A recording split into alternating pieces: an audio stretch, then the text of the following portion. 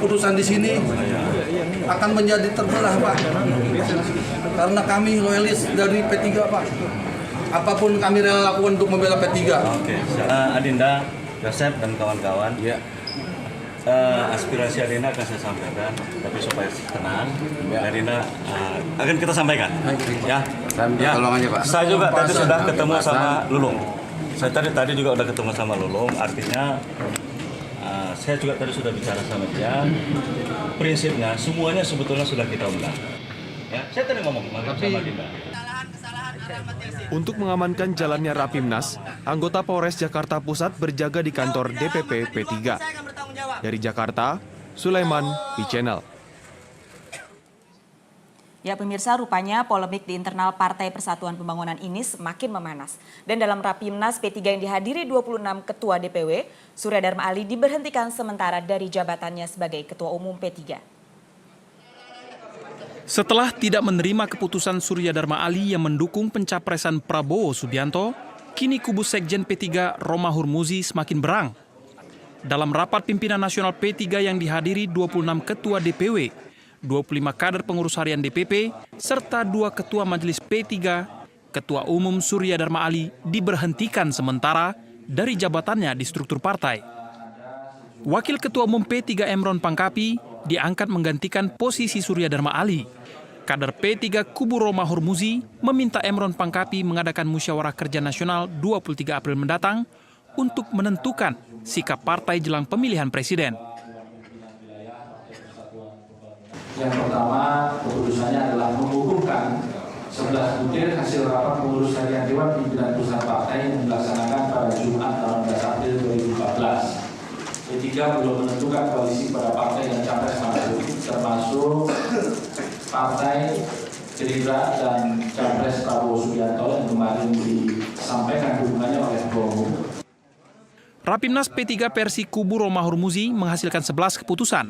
Di antaranya, pencopotan Surya Dharma Ali dari jabatan Ketua Umum, mengangkat Emron Pangkapi sebagai Ketua Umum P3, serta rencana mengadakan Mukernas.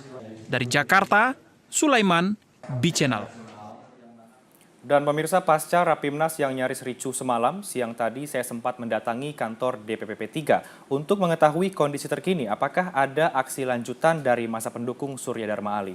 Namun saat saya datang tidak ada satupun pengurus ataupun pekerja kantor P3 yang dapat saya temui. Pemirsa, pasca Rapimnas yang digelar semalam tadi di kantor DPP P3 oleh kubu Romahur Muzi Sekjen P3, saat ini terlihat di kantor partai berlambang Ka'bah sepi tanpa adanya aktivitas.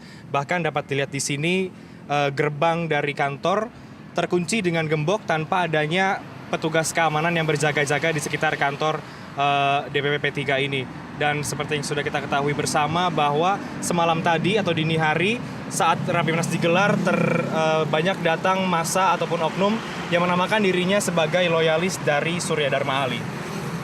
Pemirsa, hasil dari Rapimnas memutuskan bahwa memberikan sanksi kepada Ketua Umum Surya Dharma Ali dengan memberhentikan secara sementara dan mengangkat atau menetapkan Emron Pangkapi, Wakil Ketua Umum P3, untuk menjadi petugas sementara atau PLT dari Ketua Umum.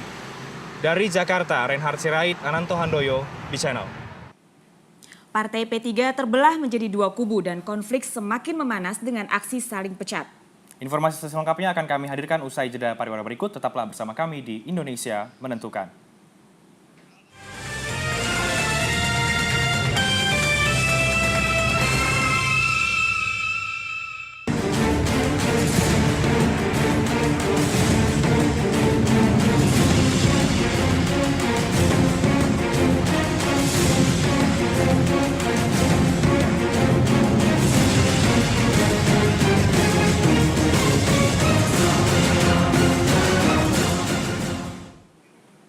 Ya pemirsa, pasca Rapimnas P3 semalam tadi akhirnya diputuskan bahwa Surya Dharma Ali diberhentikan untuk sementara. Dan kita akan membahas lagi lebih jauh sebenarnya bagaimana polemik yang terjadi. Apakah penyebabnya sebatas karena SDA pernah menghadiri kampanye Gerindra atau ada alasan-alasan yang lain. Dan untuk membahasnya saya sudah bersama dengan Ibu Siti Zuhro, seorang pengamat politik. Baik, Ibu Siti, terima kasih sudah hadir di Indonesia Menentukan. Ya, baik, Bu, kita bicara mengenai polemik yang terjadi di P3. ini terpecah menjadi dua kubu. Iya. Sebenarnya yang menjadi akar permasalahannya ada di mana, Ibu Siti? Iya, apa akar permasalahannya? Iya. Menurut saya memang akar permasalahannya adalah ketidakpuasan. Ketidakpuasan. Kekecewaan ya. Lalu di sini sebenarnya peran imam, peran pemimpin atau ketua umum itu sangat menentukan.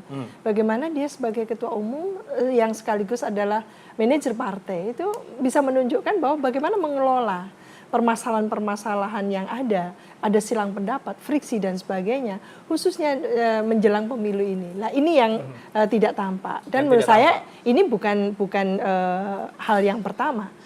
Bisa jadi ini adalah akumulasi dari katakan mungkin hasil Rapimnas Februari yang lalu. Lalu apakah ini penyebabnya dapat dikatakan ketika Surya Dharma Ali seolah-olah menyerahkan dirinya untuk datang ke kampanye Partai Gerindra beberapa saat yang lalu? Itu mungkin faktor terakhir ya. Jadi sudah klimaksnya seperti itu. Karena kita harus mengacu pada hasil Rapimnas Februari 2014 yang lalu yang mengatakan bahwa sebenarnya kalaupun ada kesepakatan, di situ sudah tertera nama-nama dan sebagainya itu. Dan tidak ada nama Pak Prabowo, itu masalahnya. Jadi kalaupun akan direview oleh P3, tentunya harus diadakan lagi Rapimnas ataupun rapat-rapat yang harian dan sebagainya. Itu yang tidak terjadi. Jadi menurut saya memang partai politik yang disebut P3 ini kering ya dengan komunikasi politiknya antara pemimpinnya, ketua umumnya dengan tentunya jajaran ini pengurus intinya itu. Baik, Bu Siti, kita bisa melihat di sini ada runtutan tanggal 23 Maret 2014 SDA hadiri kampanye Gerindra, lalu Prabowo hadiri Istighosah P3 4 April. Lalu 15 April DPW P3 gugat Surya Dharma Ali dan SDA setelah memecat Waketum P3 setelah Pileg, dan tanggal 18 P3 koalisi dengan Gerindra dan SDA menyatakan dukungannya terhadap Gerindra, hingga pada tanggal 20 April semalam P3 sepakat untuk memecat Surya Dharma Ali sebagai ketua umum P3 sendiri. Nah, kita lihat bagaimana runtutannya ini, Bu Siti. Apakah dalam politik ketika satu partai sudah bermasalah di dalamnya, ada permasalahan internal, lalu dia sudah menyatakan mendukung kepada satu capres, lalu apakah dukungannya masih dikatakan sah secara hukum? Itu yang kita baca ya, sebagai publik kita membacanya bahwa apa yang dilakukan oleh SDA dalam hal ini seolah-olah itu antara koalisi atau kerjasama antara SDA dan Prabowo, tidak mengikut sertakan institusi. Padahal lebih kepada pribadi. Iya, padahal yang bersangkutan ini sedang menjabat sebagai ketua umum. Ya, itu yang mungkin lalu dipermasalahkan, digugat, dan bahkan ketika responnya bukan kok respon yang positif dari ketua umum terhadap katakan para elit-elit ini yang menggugat, justru dipecat, dirotasi dan sebagainya. Bahkan ketua umum sekjennya pun dirotasi gitu ya. Dan menurut saya ini blunder. Ini awal blunder, kesalahan besar ya bagi pimpinan P3. Iya, karena memang sebetulnya jangan lupa P3 ini adalah partai politik. Partai politik yang menjadi aset negara.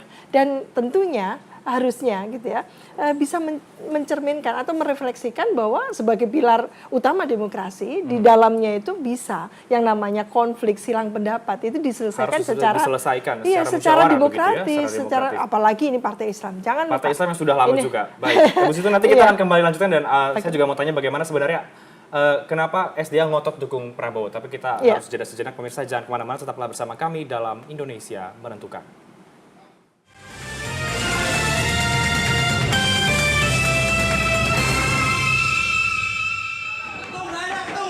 Menjelang tengah malam tadi, massa yang mengaku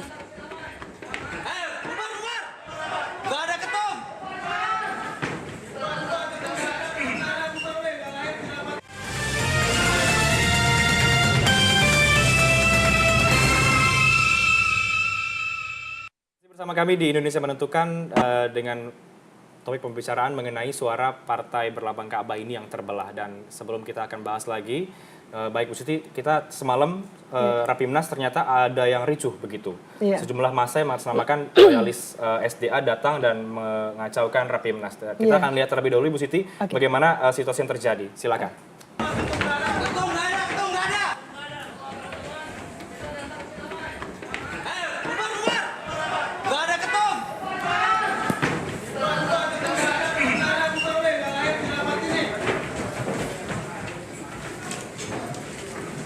Ketum nggak ada.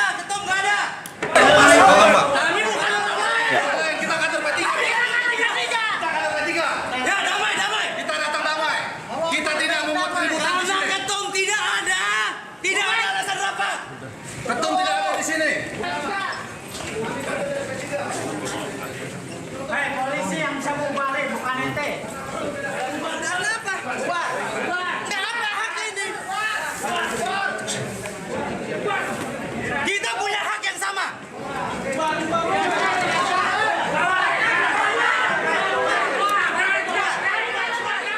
Rapat ini diadakan apa sih? Saya Yosef, Pak. Ya, demikian tadi sudah kita lihat bagaimana situasi memanas di DPP P3 semalam tadi, Bu Siti. Kembali kita akan bahas mengenai kisruhnya. Sebenarnya Bu, kalau kita melihat apakah memang mengapa sampai Surya Dharma Ali dan kubunya ini begitu ngotot untuk mendukung Prabowo dan juga Gerindra? Adakah alasan-alasan yang lain yang sifatnya sebenarnya politis? Itu menurut saya pertanyaan yang sangat umum yang muncul dari publik.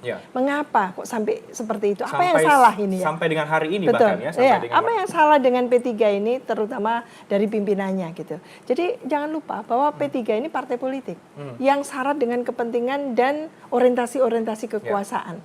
Tentunya ya karena partai politik ini tidak semuanya seragam ya. Keinginan elitnya, kadernya itu tidak seragam, sama gitu. Katakan senang dengan A, semua senang dengan A, tidak seperti itu. Jadi itu sah-sah saja, tidak ada masalah dengan katakan ketertarikan atau mungkin preferensi tertentu seperti itu. Menjadi masalah kalau ini tidak bisa dikelola dengan cukup memadai.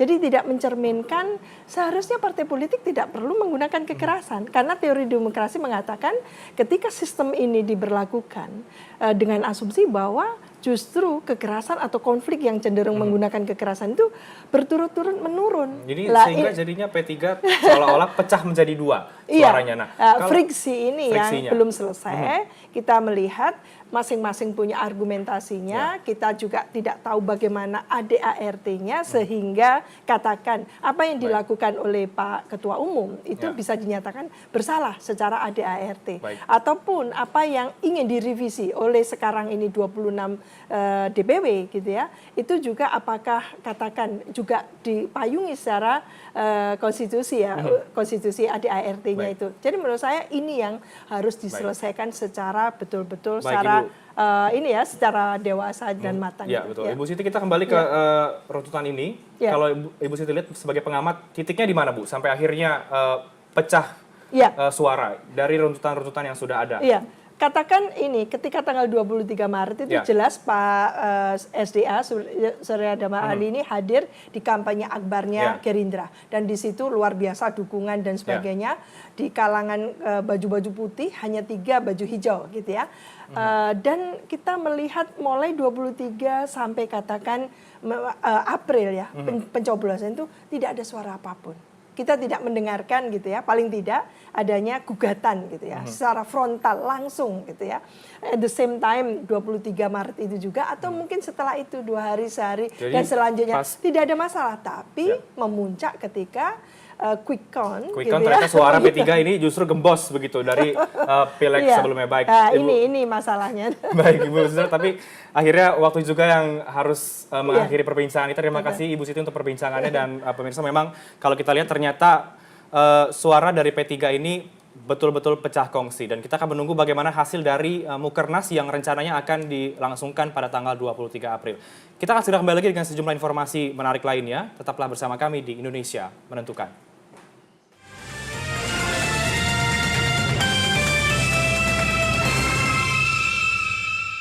Ya pemirsa, terima kasih Anda masih menyaksikan Indonesia Menentukan. Berikut ini kami akan hadirkan ulasan peristiwa politik yang terjadi dalam sepekan. Capres PDI Perjuangan Joko Widodo bersama Ketua Umum PDIP Megawati Soekarno Putri bertemu mantan Perdana Menteri Malaysia Mahathir Mohamad. Mahathir mendukung Jokowi untuk menjadi presiden.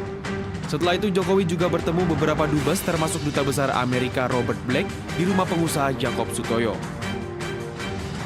Ratusan simpatisan P3 menduduki kantor DPP di Jalan Diponegoro, Jakarta Pusat. Aksi ini untuk memprotes keputusan Ketua DPW P3 yang memecat Surya Dharma Ali dari Ketua Umum. Kemelut ini terjadi sejak Surya Dharma hadir dalam kampanye terbuka Gerindra di Senayan. Kedatangan pedangdut Rhoma Irama ke DPP P3 untuk berbincang dengan Surya Dharma Ali mengenai koalisi Poros Tengah. Pembicaraan ini bukan pertama kali dilakukan. Rhoma menilai jika Partai Islam bergabung, maka perolehan suara akan naik signifikan. Wakil Ketua Umum Partai Gerindra Fadli Zon kembali membuat puisi sindiran untuk Capres PDIP Joko Widodo.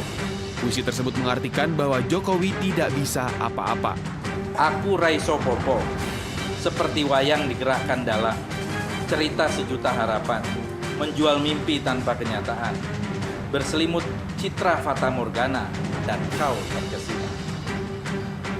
Aku Raiso Popo, menari di gendang tuan, melenggok tanpa tujuan, berjalan dari gang hingga comberan, menabuh genderang belusukan, kadang menumpang bus karatan, di antara banjir dan kemacetan.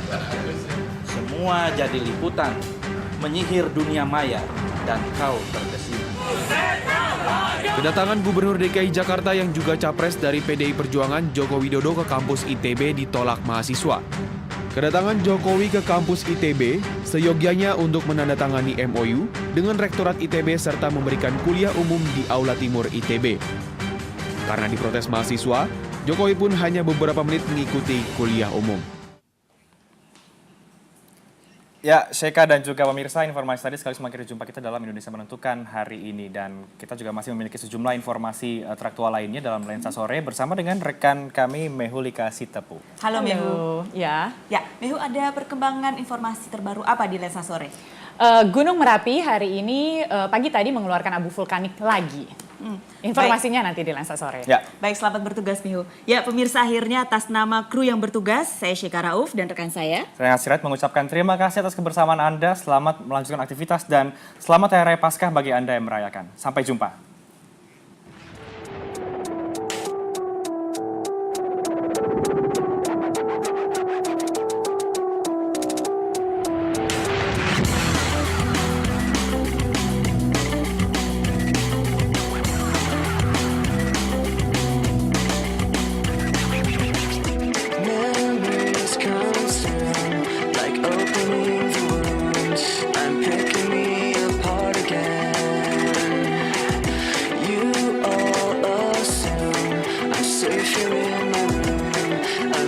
Trying to start again.